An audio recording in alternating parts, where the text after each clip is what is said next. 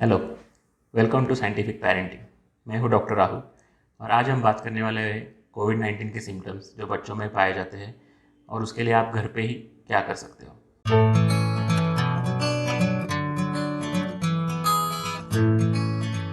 जैसे हम देख रहे हैं सेकेंड वेव कोविड का अभी फैला हुआ है पूरे देश में और इसमें हम देख रहे हैं एज अ पीडियाट्रिशियंस कि बच्चे भी काफ़ी इन्फेक्ट हो रहे हैं। भले उनके माइल्ड सिम्टम्स रहते हैं और बहुत कम बच्चों को हॉस्पिटलाइजेशन की ज़रूरत पड़ती है, फिर भी इस बार सेकेंड वेव में काफ़ी बच्चे इन्फेक्ट हो गए और ऐसे बोला जा रहा है कि थर्ड वेव में और ज़्यादा बच्चे इन्फेक्ट होने वाले हैं क्योंकि उनके लिए अभी तक कोई वैक्सीन नहीं है। तो चलिए इसमें देखते हैं कोविड-19 के सिम्टम्स और उसके लिए हम घरेलू क्या क्या उपाय कर सकते हैं। तो सबसे पहला सिम्टम जो हम देखते हैं वो है बुखार। जब आप आर्मपिट में या ओरली बुखार नापते हो तो 99 या 99.6 के ऊपर मतलब बुखार माना जाता है। अब जब भी ये बुखार आता है तो एक तो बच्चे को ठंडी लग सकती है या बच्चे एकदम कांपने लग जाते हैं या बच्चे गर्म हो जाते हैं। तो ऐसे टाइम पे आपको उनका बुखार नापना है। अब डिजिटल थर्मामीटर यूज़ करो, तो जब भी बुखार आएगा आपको बुखार नापना है। हो सके तो आप उसको लिख के रखो कि कौन से टाइम पे बुखार आया, कितना बुखार था, ताकि जब अभी आप डॉक्टर से बात करोगे तो वो ईजी जाएगा डॉक्टर को भी समझने के लिए और आपको बताने के लिए भी। बहुत बार ऐसा होता है कि सिर्फ बदन गर्म लग रहा है या फिर सर गर्म लग रहा है, तो ऐसे टाइम पे हमेशा उसको बुखार समझ के दवा पिलाने से अच्छा है आप बुखार नापो और फिर ही दवा देना, क्योंकि ये बहुत कॉमन है बच्चों में कि शरीर गर्म लगता है पर बुखार होता नहीं है। दूसरी चीज़ मोस्ट कॉमनली हम जो देख रहे हैं वो है खांसी, फिर वो सूखी खांसी हो या बलगम के साथ हो, ये बहुत कॉमनली दिख रहा है। उसमें गले में दर्द होना भी कॉमन है। खांसी का प्रमाण थोड़ा भी हो सकता है और बहुत ज़्यादा भी हो सकता है। बच्चा पूरा दिन खा सकता है या फिर दिन में सिर्फ कभी कभी या उठने के बाद या सोने से पहले खा सकता है। ये भी एक कोविड का ही सिम्टम है। थर्ड सिम्टम जो है वो है गले में खिंच या गला दुखना या कुछ भी पानी पीते टाइम या खाना निगलते टाइम गले में दुखना, ये भी एक कोविड का ही सिम्टम है। चौथा सिम्टम जो हम दिख रहे हैं वो पेट में दर्द होना या फिर जुलाब होना। अगर बच्चे ने कुछ बाहर का ना भी खाया हो तो भी उसको जुलाब होना या उसको मरोड़ी आके पेट में दर्द होना, ये भी एक कोविड का सिम्टम है। पांचवा जो हम सिम्टम देख रहे हैं वो है बॉडी एक या वीकनेस, जिसमें बच्चे एकदम सुस्त हो जाते हैं, बिल्कुल खेलना बंद कर देते हैं, पूरा दिन सोते रहते हैं। ये भी एक कोविड का ही सिम्टम है। अभी ये जानना ज़रूरी है कि ये पांचों सिम्टम एक साथ आ भी सकते हैं या ना भी आ सकते हैं। इन पांचों में से कोई एक आ सकता है या दो तीन एक साथ आ सकते हैं, या एक सिम्टम आके वो चला जाता है फिर दूसरा चालू होता है, ऐसे भी हो सकता है। तो ये पांच में से कोई भी एक सिम्टम कभी भी चालू हो जाए तो आपको तुरंत डॉक्टर को मिलना है, डॉक्टर को ये बताना है। ऐसा नहीं है कि बुखार नहीं है तो कोविड नहीं हो सकता, ऐसा बिल्कुल नहीं है। बिना बुखार के भी कोविड हो सकता है। कुछ बच्चों में कोविड चालू हो जाता है पर बुखार नहीं रहता और वो बुखार 4-5 दिन बाद चालू हो जाता है। तो इसलिए बुखार नहीं, इसलिए कोविड नहीं, ऐसा समझना बिल्कुल गलत है। दूसरी चीज़, जैसे ही कोई भी सिम्टम, इन पांच में से कोई भी सिम्टम चालू होता है तो आपको बच्चे को आइसोलेट करना है और तुरंत उसका टेस्ट करवाना ज़रूरी है। ये बस एक सिंपल वायरल फीवर होगा ऐसे बोल के आप घर पे बैठे रहेंगे तो हाई चांसेस है कि वो घर के बाकी लोगों को भी इन्फेक्ट कर दे। इसलिए कोई भी सिम्टम आए तो आपको तुरंत दिमाग में कोविड समझ के उसके हिसाब से आगे का प्लान करना है। इसके अलावा ऐसे कौन से सिम्टम्स है जो हम डेंजर साइंस बोलते हैं या जिस सिम्टम से आपको हॉस्पिटल में भर्ती होना होना ही चाहिए, ऐसे सिम्टम्स में पहली चीज़ जो आती है वो है तेज़ी से सांस लेना, जिसमें बच्चा बहुत ज़ोर ज़ोर से फास्ट ब्रीदिंग करता है, उसका ब्रीदिंग का रेट ऑलमोस्ट 60-80 तक जा सकता है, या बच्चे का ऑक्सीजन लेवल 94-92 के नीचे चला जाना। ये तीन चीज़ें बहुत डेंजरस है, ये डेंजर साइंस बोलते हैं इसको। और अगर ये होती है तो आपको तुरंत डॉक्टर के पास लेके जाना है और हॉस्पिटल में एडमिट करना है। जब भी ये डेंजर साइंस आते हैं तो बच्चे की जान को खतरा हो सकता है, इसलिए आप घर पे ना रुके और उसको तुरंत हॉस्पिटल लेके जाएं। अब देखते हैं इन सिम्टम्स के लिए आप घर पे ही क्या कर सकते हो अगर बच्चे को डेंजर साइंस नहीं है तो।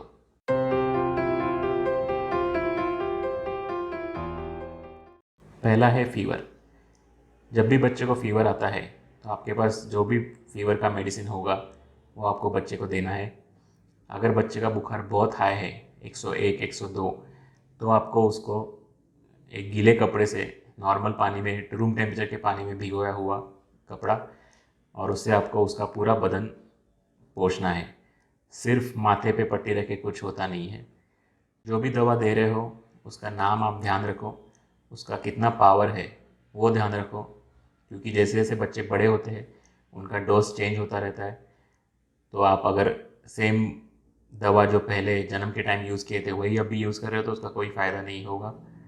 तो आपको ये ध्यान रखना है कि कौन सा मेडिसिन और कौन से पावर का दे रहे हो, और ये डॉक्टर को भी बताना कि आपके पास कौन सा मेडिसिन है, तो उसके हिसाब से आपके पीडियाट्रिशियन आपको डोज एडजस्ट करके देते हैं। दूसरी चीज़, उसको ज़्यादा गर्म कपड़ों में नहीं रखना है, उसको खुला करके रखना है, थोड़ा उसके फ़ैन के नीचे रखना है उसको, ताकि उसका बुखार जल्दी उतर जाए, और उसका बुखार लिख के रखना है। दूसरा सिम्टम जो है वो है सर्दी और खांसी। अब सर्दी और खांसी के लिए बहुत सारे मेडिसिन आते हैं, पर आपको तो पता ही है कि खांसी का कितना भी मेडिसिन दो कुछ फ़र्क नहीं पड़ता है। तो ऐसे टाइम पे क्या करना चाहिए इसके बारे में हम बात करते हैं। सर्दी और खांसी के इलाज दोनों छोटे बच्चों में और बड़े बच्चों में अलग अलग है। छोटे बच्चे क्योंकि स्टीम नहीं ले पाते हैं, गार्गल्स नहीं कर पाते हैं, या मध, हनी और जिंजर का जूस नहीं पी पाते, तो उनके लिए थोड़ा सा अलग तरीके से उनको घर पे ट्रीट करना पड़ता है। एक तो छोटे बच्चों में 2 साल से नीचे या 1 साल से नीचे बच्चों के लिए नेज़ल ड्रॉप्स आते हैं, जो कि सलाइन ड्रॉप्स होते हैं। इनका कोई साइड इफ़ेक्ट नहीं होता है। तो अगर आपके बच्चे को नेज़ल कंजेशन है तो आप ये ड्रॉप्स दोनों नाक में डाल सकते हो, हर 2-2 घंटे में भी डाल सकते हो। इसका कोई साइड इफ़ेक्ट नहीं है। इससे नाक खुला रखने में मदद होती है और बच्चे को भी सांस लेने में मदद होती है। तो जब भी आप अगर ब्रेस्ट फीडिंग कर रहे हो तो बहुत बार ऐसे होता है कि नाक बंद की वजह से वो अच्छे से सक नहीं कर पाता है। तो ऐसे टाइम पे जस्ट ब्रेस्ट फीडिंग के पहले नाक में 2 ड्रॉप डालने के बाद आप उसको ब्रेस्ट फीडिंग करा सकते हो। फिर आई बात स्टीम की। स्टीम के लिए आप एक तो बच्चे को गोद में लेके बैठ सकते हो और आपके साथ स्टीम ले सकते हो, या फिर जब बच्चा सो जाता है तब आप उसके बाजू में स्टीम का मशीन रख के स्टीमर चालू करके उसको बस कपड़े से हल्के से ढकना है, पूरा ढकना नहीं है, और आप भी उसके बाजू में रहने चाहिए, और फिर स्टीमर चालू कर सकते हो। गरम पतीले में गर्म पानी लेके या कोई दूसरे पतीले में गर्म पानी लेके स्टीम देने की कोशिश मत करना, क्योंकि अगर बच्चा सडनली उठ गया या उसका हाथ लग गया या आपका हाथ लग गया पतीले को, तो गर्म पानी गिर सकता है, उसको जल सकता है, उसका हाथ जल सकता है। तो सिर्फ और सिर्फ स्टीमर का ही यूज़ करना, गर्म पानी का यूज़ मत करना। अगर बच्चा थोड़ा बड़ा है जो शांति से बैठ सकता है गर्म पानी पतीले में लेके, तो फिर आप उससे स्टीम दे सकते हो। पर बेस्ट तो स्टीमर ही आते हैं, वो बहुत इजीली यूज़ होते हैं। उनका जो स्टीम बाहर फेंकने का जो होल होता है वो बहुत छोटा होता है, ताकि पानी गिरने का भी चांस कम रहता है। तो बेस्ट सलाह यही है कि आप स्टीमर यूज़ करो। दूसरी चीज़ जो आप कर सकते हो वो है शहद और जिंजर का पेस्ट। इसको बस थोड़ा सा दोनों मिक्स करके एक छोटे से चम्मच में छोटे बच्चों को आप चखने के लिए दे सकते हो। पूरा पानी में डाल के या चाय में डाल के तो वो नहीं पिएगा, तो इसलिए उनको छोटा सा बस चखने के लिए दिया तो भी काफ़ी है। फिर सर्दी के लिए आप उनके नाक पे विक्स लगा सकते हो, उसकी छाती पे भी विक्स लगा सकते हो। जो ओवा आता है उसको भी आप छाती पे उसको रब कर सकते हो, उससे भी खांसी बाहर निकलने में मदद होता है। और अगर पॉसिबल हुआ, थोड़ा बड़ा बच्चा है, तो आप उसको गर्म पानी पीने के लिए बोल सकते हो। इनमें कफ सिरप की ज़रूरत तभी पड़ती है अगर गीली खांसी है और वो खांसी बाहर नहीं निकल रही है, बलगम बाहर नहीं निकल रहा है, तो ऐसे टाइम पे ही आप डॉक्टर से बात करके उनसे कफ सिरप ले सकते हो। पुराना कोई कफ सिरप आपके पास पड़ा हो तो वो बिल्कुल मत यूज़ करना, क्योंकि गीले खांसी का और सूखे खांसी का कफ सिरप अलग अलग आते हैं, उन दोनों का फंक्शन अलग है। तो हमेशा आपके डॉक्टर से बात करके ही कफ सिरप लेना है। अब बड़े बच्चों में थोड़ा आसान जाता है। बड़े बच्चों में आप इजीली स्टीम दे सकते हो, नॉर्मल पानी के ही स्टीम देना है, उसमें कोई विक्स वगैरह डालने की ज़रूरत नहीं है, डाला तो भी कोई हर्ज नहीं है। दूसरा, आप उनको सर्दी की दवा भी दे सकते हो, सेट्रिजिन की दवा दे सकते हो, सिर्फ दिन में 1 बार। स्टीम तो लेना ही है और गर्म पानी के गरारे भी करने ही है। उनको भी कफ सिरप देते टाइम अगर गीली खांसी है और खांसी नहीं निकल रही है तो ही कफ सिरप यूज़ करना है। कफ सप्रेस करने के लिए कफ सिरप देना ज़रूरी नहीं है, क्योंकि ये खांसी 1 महीना तो चलने ही वाली है, थोड़ी थोड़ी खांसी रहेगी एंड तक। और कफ सिरप के भी अलग से साइड इफ़ेक्ट्स होते हैं, तो उसको भी ज़्यादा 5 to 7 डेज से ज़्यादा यूज़ मत करना। बड़े बच्चों को शहद और जिंजर का पेस्ट बना के उनको काढ़ा बना के दे सकते हो, या ब्लैक टी में डाल के दे सकते हो, या उनको दूध हल्दी भी पीने दे सकते हो। इसके अलावा और कोई भी मेडिसिन की सर्दी खांसी के लिए ज़रूरत नहीं पड़ती है। खांसी एक बॉडी का प्रोटेक्टिव मैकेनिज़्म है। कुछ भी अगर आपके गले में अटका हो या आपके फेफड़े में अटका हो तो वो बाहर निकालने के लिए ये खांसी होती है। इसलिए खांसी को कभी भी सप्रेस नहीं करना है, कफ सप्रेसेंट्स कभी नहीं लेने हैं। जितना खांसी आएगा, जितना बलगम बाहर निकलेगा, उतना ही अच्छा होता है। तीसरी चीज़ है, जो गले में दर्द होता है उसके लिए अलग से कोई मेडिसिन देने की ज़रूरत नहीं है। उसके लिए बस गर्म पानी के गरारे और गर्म पानी पीना काफ़ी है। स्पेशली गले का दर्द कम करने के लिए ऐसी कोई मेडिसिन नहीं आती है। चौथा जो सिम्टम था वो था पेट में दर्द या फिर जुलाब।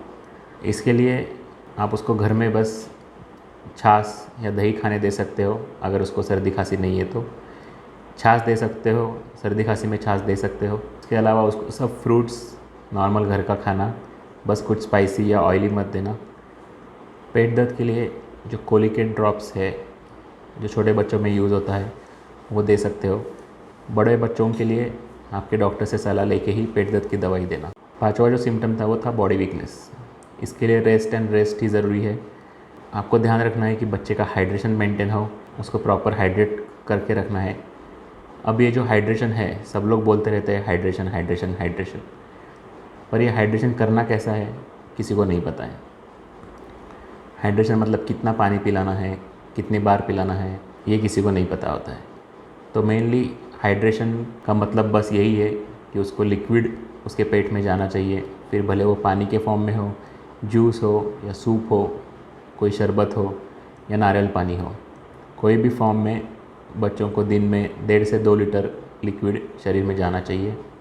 कोविड में जो वीकनेस आता है, थकान आती है, उसके लिए रेस्ट ही ज़रूरी है। उसके लिए कोई भी ताकत की दवा या भूख बढ़ने की दवा मत देना, उससे कुछ फ़र्क नहीं पड़ता है। और बीमार बच्चों को खाने की इच्छा नहीं होती है, स्पेशली कोविड में जब स्मेल नहीं आता है, मुंह का टेस्ट चला जाता है, तो ऐसे टाइम पे वो सॉलिड खाना नहीं खाएंगे, जैसे दाल चावल रोटी सब्जी। तो उनको फोर्स भी मत करना, उनको कुछ भी सॉफ्ट डाइट बना के, दाल खिचड़ी या चपाती दाल में भिगो के या सब्जी में भिगो के ऐसे दे सकते हो। वो भी नहीं खाता है तो उसको लिक्विड डाइट भी दे सकते हो, जैसे मैंने पहले बताया है। अब ये सब बात हो गई सिम्टम्स के लिए। अब अगर कोविड पॉजिटिव आपका बच्चा हो गया है तो उसको क्या क्या ब्लड टेस्ट करने चाहिए और क्या ट्रीटमेंट देना चाहिए।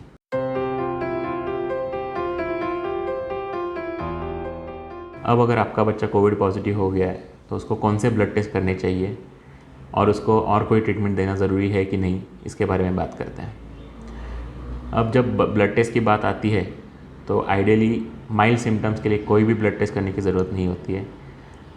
माइल्ड सिम्टम्स अपने आप घर पे ही ठीक हो जाते हैं, इसलिए अननेसेसरी उसको ब्लड टेस्ट करके, उसको प्रिक करके कोई फ़ायदा नहीं है। अगर आपको करना ही है कि आपके बच्चे का कभी ब्लड टेस्ट नहीं हुआ है, आपने कभी उसका हीमोग्लोबिन चेक नहीं किया है या कभी ब्लड ग्रुप चेक नहीं किया है, तो ये करने के लिए आप उसको ब्लड टेस्ट करवा सकते हो। तब आप उसका सिर्फ CBC कंप्लीट ब्लड काउंट करवा सकते हो और आप उसका ब्लड ग्रुप भी करवा सकते हो अगर आपको पता नहीं है तो। उसके अलावा एक CRP करके टेस्ट आता है, जो C रिएक्टिव प्रोटीन हम उसके कहते हैं, वो करना बिल्कुल ज़रूरी नहीं है, क्योंकि आपको अगर वो कोविड पॉजिटिव है तो इसका मतलब शरीर में इन्फेक्शन है, इन्फ्लेमेशन है, तो वो CRP बढ़ के आने ही वाला है। उसके लिए सेपरेट कोई मेडिसिन आता नहीं है और कोई सेपरेट मेडिसिन की ज़रूरत भी नहीं है। तो हालतों में आप उसका ब्लड टेस्ट करोगे, फिर CRP बढ़ा हुआ आएगा, फिर आप डर जाओगे, आप पैनिक हो जाओगे। इसलिए वो टेस्ट ना करें तो ही बेहतर है। अगर बच्चा ज़्यादा बीमार है, बहुत दिन से बुखार है, खांसी बहुत ज़्यादा है, सुस्त हो गया है, या जैसे मैंने कहे थे जो डेंजर साइंस है, अगर वो है तो आपको तुरंत उसको हॉस्पिटल में लेके जाना है और वहाँ पे डॉक्टर्स सब जो भी नेसेसरी टेस्ट है वो ब्लड टेस्ट करवा लेंगे। दूसरी बात रही खांसी की। अगर थोड़ी सी खांसी है, खांसी बलगम निकल रहा है बाहर, और बाकी बच्चा ठीक है, उसको कोई सांस की तकलीफ़ नहीं है, तो एक्सरे या सीटी स्कैन करने की भी कोई ज़रूरत नहीं है। सीटी स्कैन की ज़रूरत तभी पड़ती है जब ऑक्सीजन लेवल कम होने लगता है या बच्चे की सांस फूलने लगती है, बच्चा ज़ोर ज़ोर से सांस लेना पड़ता है, तभी सीटी स्कैन की ज़रूरत या एक्सरे की ज़रूरत पड़ती है। बाकी टाइम पे ये टेस्ट की ज़रूरत बिल्कुल नहीं है। अब बच्चा बीमार है या और कोई घर पे बीमार है, तो बीमार है इसलिए ही सिर्फ सलाइन लगाना, ये बात भी बहुत गलत है। हम बहुत पेशेंट देखते हैं कि बस बीमार हो गया इसलिए चले आते हैं सलाइन लगाने के लिए। उनको लगता है सलाइन से ताकत मिलेगा, सलाइन में दवा होगी, ऐसा बिल्कुल नहीं है। सलाइन प्लस बस एक ग्लूकोज का पानी रहता है, वो सिर्फ उनके लिए है जो बहुत बीमार है, जो बिल्कुल मुंह से खाना नहीं ले रहे या बिल्कुल जो भी खा रहे हैं वो उल्टी कर रहे हैं, ऐसे लोगों के लिए ही सलाइन रहता है। अगर आपका बच्चा खा रहा है, पी रहा है और बाकी सब ठीक है, तो उसको सलाइन की बिल्कुल ज़रूरत नहीं है। अब रही बात ट्रीटमेंट की, जैसे मैंने एक होम रेमेडीज जो बताया है, उसके अलावा कोई भी एंटीबायोटिक, कोई भी एंटीवायरल बच्चों में देने की बिल्कुल ज़रूरत नहीं है। माइल्ड सिम्टम्स के लिए सिर्फ़ और सिर्फ रेस्ट, प्रॉपर हाइड्रेशन, स्टीम और गार्गल्स, ये बहुत काफ़ी है। स्टीम भी अगर ज़्यादा नहीं ले पाता है तो कोई बात नहीं, वैसे भी स्टीम का इफ़ेक्टिव रोल कोविड में ऐसा कुछ है नहीं, वो बस अपने मन की शांति के लिए आप कर सकते हो। गार्गल्स का रोल है, वो आप करवा सकते हो बच्चे को। अगर बहुत ज़्यादा बुखार है और आपने ब्लड टेस्ट करवाया है, उसमें वाइट पेशी, जो इन्फेक्शन के पेशी रहते हैं वो बढ़े हुए हैं, तो ही एंटीबायोटिक की ज़रूरत है। वो भी आप पहले आपके डॉक्टर से बात करने के बाद ही चालू करने हैं। विटामिन्स जो आजकल सब जगह देख रहे हैं, सब कोविड के पेशेंट्स को विटामिन सी और जिंक चालू कर रहे हैं। इसका भी एक्चुअली कोई भी प्रूवन रोल नहीं है, पर उनको लेने में भी कोई हर्ज नहीं है, ना ही उनके कोई साइड इफ़ेक्ट्स है। तो आप मन के शांति के लिए या एज अ मल्टीविटामिन उसको ले सकते हो, पर वो कोविड की ट्रीटमेंट है समझ के उनको मत लेना। और कोई भी मल्टीविटामिन ज़्यादा दिन तक चालू रखने की ज़रूरत नहीं है।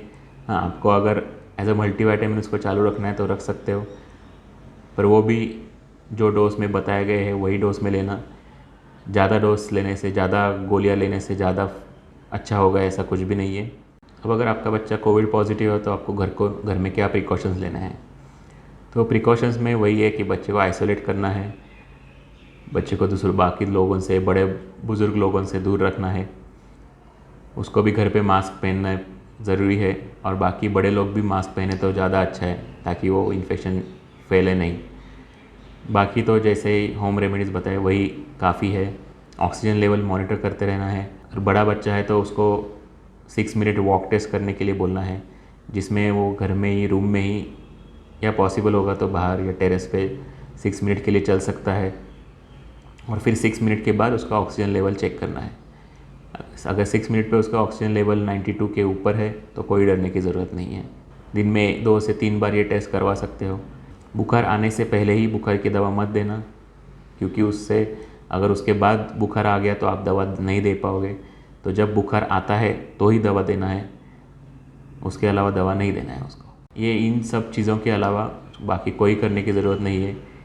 95% बच्चे घर में ही ठीक हो जाते हैं, कोई मेडिसिन, कोई एंटीबायोटिक की ज़रूरत नहीं पड़ती है। 14 डेज़ तक क्वारंटीन रहना ज़रूरी है। 14 डेज़ के बाद वो दूसरे घर के लोगों के साथ मिक्स हो सकता है।